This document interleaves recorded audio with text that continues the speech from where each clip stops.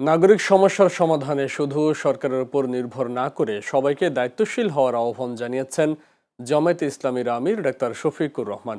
আজ সকালে রাজধানীর শেওড়াপাড়ায় ডেঙ্গু প্রতিরোধ, পরিষ্কার পরিচ্ছন্নতা ও নাগরিক সমস্যা সমাধান অভিযান শেষে তিনি একথা বলেন।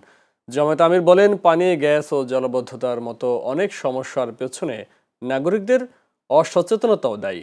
তিনি বলেন, অনেকেই নিজেদের আবর্জনা ড্রেনে ফেলেন, যা জলাবদ্ধতা ও পরিবেশ দূষণের অন্যতম কারণ।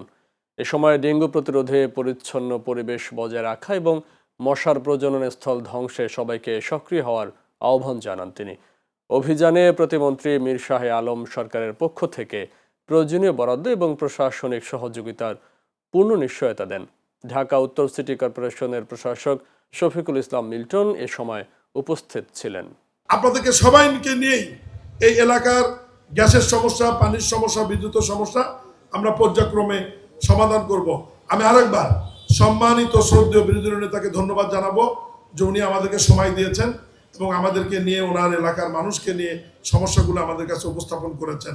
ড্রেনের সমস্যা, তারপরে ভাঙা রাস্তা, চুলায় আগুন জ্বলে না, বাথরুমে পানি পাওয়া যায় না, কিশোর গ্যাংয়ের সমস্যা, লাইট পোস্টের সমস্যা, এই সবগুলা মোটামুটি এসে গেছে।